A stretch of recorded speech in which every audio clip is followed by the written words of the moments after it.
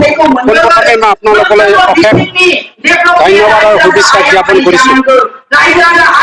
আজি আমাৰ ইউপিপিএল দলৰ সভাপতি প্ৰমোদ বড়ো ডাঙৰীয়া দেৱৰ নেতৃত্বত বিশাল গণসমাৱেশ অনুষ্ঠিত হৈছে। এই বিশাল সমাৱেশত উপবিষ্ট হ'ব পৰা সকলো ৰাইজ, ইউপিপি দলৰ কৰ্মকৰ্তা, নেতৃবৃন্দ, বিভিন্ন সংগঠন চেললৈ মই ধন্যবাদ দিছোঁ।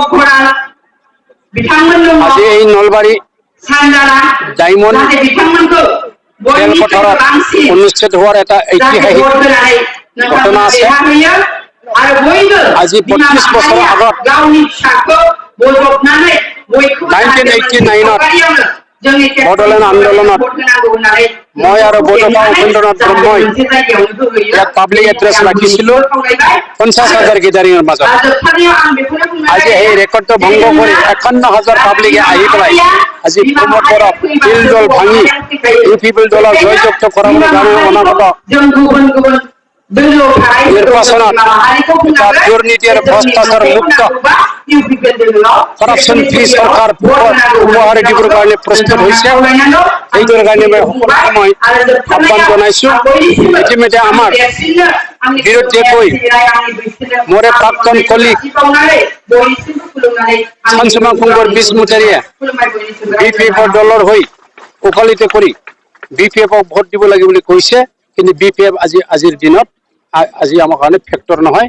তেখেতৰ এই ভাষণ আৰু এই বক্তব্য, এই আপিল আমি শুনিব নালাগে। সেইটো তেখেতৰ সেই আপিলটো মই ৰিজেক্ট কৰিছোঁ। আজি ৰাইজ নতুন পৰিৱৰ্তন বিচাৰিছে। এই পৰিৱৰ্তনৰ বিটিআৰ ইমপ্লিমেণ্টেশ্যনৰ খাতিৰত আজি সমগ্ৰ 40খন আসনত আমি 32খন আসনতে জয়লাভ কৰিম বুলি আমি ইতিমধ্যে আমি সংকল্প লৈছোঁ। ইতিমধ্যে নিশ্চিত হৈছে। প্ৰমোদ বড়ো আৰু গোবিন্দ বসুমতাৰ নেতৃত্বত অচিৰেই আমাৰ এইবাৰ নতুন ইউপিপিএল চৰকাৰ গঠন হ'ব, সেইটো নিশ্চিত হৈ গৈছে। SK बिस्मुचर सासे प्राक्तन MP डांगरिया बिपिएफनो भट होनांगौ होननानै बुंदों। बे जेबो गोहोम खोख्लैनो हाया, जेबो खथि खालामनो हाया। बेयो खुनु दलाव गैया। बे मोनसे अकालति खालामना आन्दोआव थानानै बिथांनि खोथाखौ खोनासंनो नाङा आरो बिथाङा बेखिनि बुंनानै जोंनि इउपिपिएलखौ एबार फेजेननो हाया। एबार जों नांगोल जांख्रा खालामनाय जासिगोन। बे समावहाय नांगोल जांख्रा बिटिआर एकर्डआथ' मोननै एकर्डनिख्रुइ बयनिख्रुइ बेस्ट।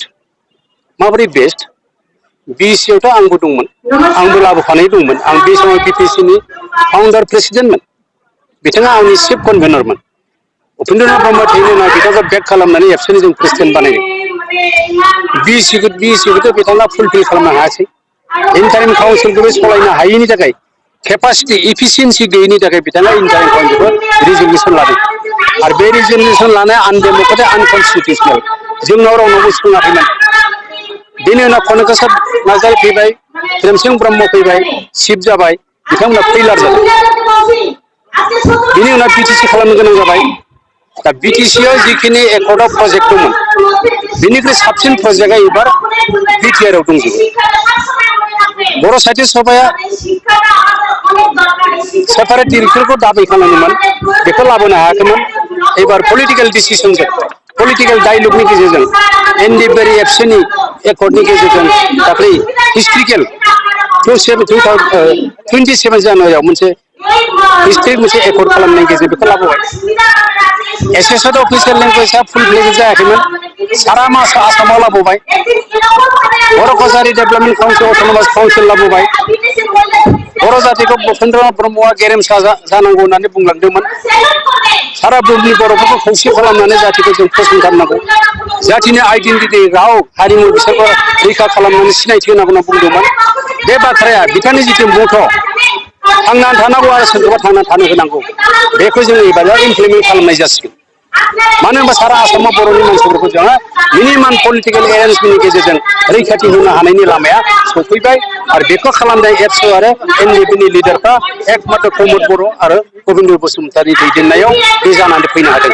बेनिखायनो गोबिन्द बसुमतारी आरो प्रमोद बड़ोनि आखाइखौ सक्तिशालि खालामनांगौ बिथांमोनखौ एबार परिबर्तननि खाथिराव सरकाराव लाबोनांगौ आरो बे कारापसन फ्रि मोनसे एवार्ड होनो सानदों जिहेतु 35 बोसोर एनडिएफआ आन्दोलन खालामबाय बिथांमोननि जास्टिस होनांगौ रिकनसिलिएसन खालामनांगौ सारा आसामा दिनै सारा इन्डियाया नर्थ इस्ट रिजनाव बर'फोरखौ शान्ति गोजोन थासारिनि गेजेरजों मेन स्ट्रिमाव लांनानै बर' माहारिखौ दैदेननो आरो जौगाहोनो थाखाय जि थांखि लाबाय दिनै बे थांखिनि गेजेरजों आरो बेनो जाबाय बिटिआर एकर्ड दा बिटिआर एकर्डखौ जोङो मानो थाखाय दिनै ओरैनो उदालगुरि गिदारिनि गेजेरजों रायजो राजा बा इउपिखौ ट्रेक्टरनि सावगारियाव बेसेन गोनां भटफोरखौ होनानै जाहाथे दैदेनहैयो आरो आं दिनै डिक्लेयार होयो 40 खान सिटनि गेजेराव जों 32 खान सिट मोनगोन होननानै आं दिनै डिक्लेयार होनाय जाबाय इउपि बेला 32 खानाव जयलाभ खालामगोन थेंक इउ मैया बावसो सानसुमा खुंगुर बसुमतारिया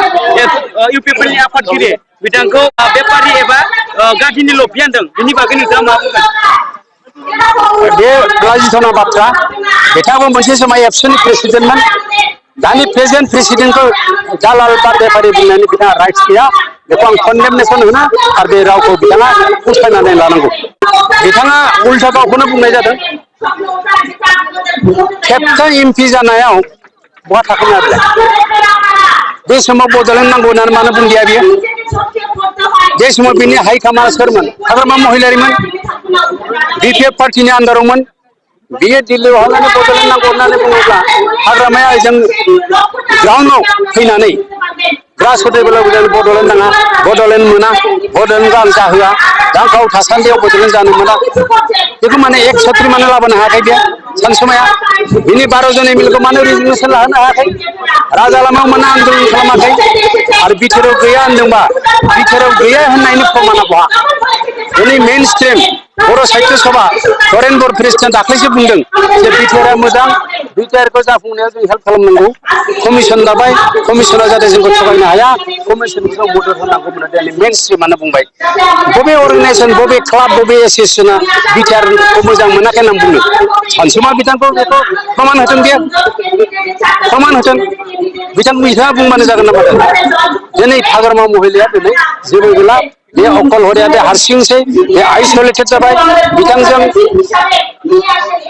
खेबसे एमएलए खेबथाम एमपि जानाय बिस्वजित दैमारिया बिथांजों गैला बिस्वजित दैमारिया बिथांनि चिफ एडभाइजारमोन हेमेन ब्रह्मआ एडभाइजारमोन एक्स एमएलए बिथांजों गैला हिमाचल मुसाहारिया गैला आगोलनि लिडार खेबनै एमएलए जानाय परमेश्वर ब्रह्मआ गैला बिथांजों सोर दंबावो दिनै बिथाङा हारसिं जानानै जानला मोनला बखिलाबायनो नागिरदों मानसिफोरखौ मिसगाइड खालामदों मिसलिड खालामदों आरो सानसुमा खुंगुरा दिनै